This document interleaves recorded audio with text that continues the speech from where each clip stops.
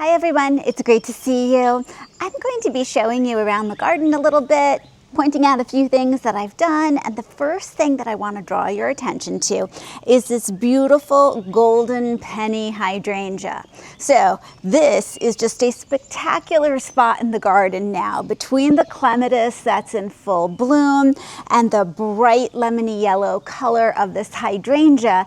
This really draws your attention. And I had noticed this last year. Whenever I took a picture of our side garden here, like this particular bush, it doesn't have any of the hydrangea blossoms on it yet, would draw your eye right away.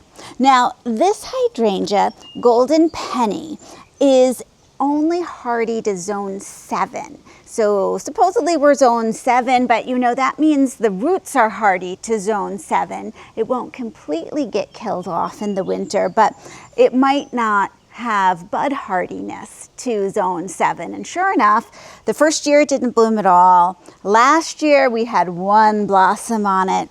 It's getting bigger, it's getting stronger. They always say give your perennials those 3 years in there to really come unto themselves. And now, sure enough, we have lots of buds set on here. So I am very excited about that. Now, because I love the color of this bush so much, I just think it jumps out. I thought, you know, I want to get a couple more. And I mean, I'm good at knowing where to get my hydrangeas. I'm an expert hydrangea shopper. I could not find Golden Penny. Now, Golden Penny is a child of the penny mac hydrangea, which is quite well known, one of our older hydrangea types. And I went online, I couldn't find it. I had gotten this one on vacation a few years ago at Cape Cod at one of their Agway nursery centers. And after looking online and everywhere that was local here, I finally emailed Agway on the Cape and asked if they had any.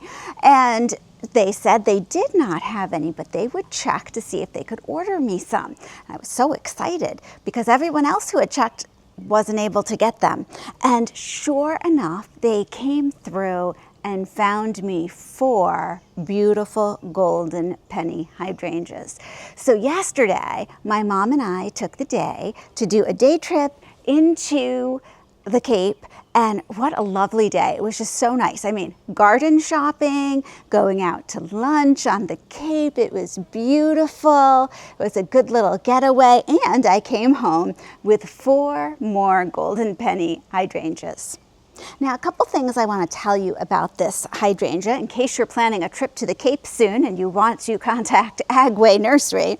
You're going to notice that some of the leaves are browning here, and that is sunburn. Hydrangeas are very much like people who are fair-skinned and blonde hair. This is like your blonde-haired hydrangea.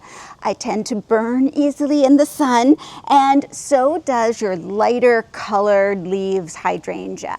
Generally, if your hydrangea has a darker leaf, more pigment, it can stand up to a little bit more sun. So you can go through, you can just pick off any of the leaves that start not to look good. This is probably getting a little bit more sun than it would like here, but I'm okay with that. It is doing well, it is going to bloom. Now let me show you where I put the new golden penny hydrangeas. So I had Dan move the camera to the other end of the path here. So just a moment ago, I was standing over here by Golden Penny and the beautiful clematis. And now you can see where I chose to place 2 of the new golden pennies. One here and one down the end of the path. And I did that because a lot of times when you have something that jumps out at you, like this really beautiful lemon foliage, you want it to draw your eye to its destination. So instead of just staying looking at that first golden penny hydrangea, now my eye is drawn to this one and then down the path to that one. And it's that pleasing way that you then take in the whole garden. You probably don't even realize that you're doing it, but your eye will travel. A lot of times we do that in height for the items we have. I have my tall clematis, my tall pear, my, what is this, Rose of Sharon that's nice and tall, and then down there I also have another obelisk and another Rose of Sharon. So the height draws my eye down the path too. As you're starting to think and plan for new additions to your garden, it's good to take those two things into account: the structure, like the height, the width, and the color of the items that you're adding. Now, I did get 2 more golden pennies, and they're planted in shadier spots around the yard. One of the golden pennies went to the front garden, to the very back where I have a bag and a pot and a pot. I haven't finished planting up the rim gap here, so you can see how it fits in to that inner pot and just adds a bright pop of color. And then the very last golden penny went to our little side yard that I'm just starting to work on, very, very shady here. And in the back you can see the pansies that are planted. They used to be in the planters, now they're in the ground. Now I'm back on the other end of the path here, so you can see how that 1 penny, I was going to say penny mac, golden penny, is over at the left, and our initial golden penny. So there's another one back by Dan where he is with the camera.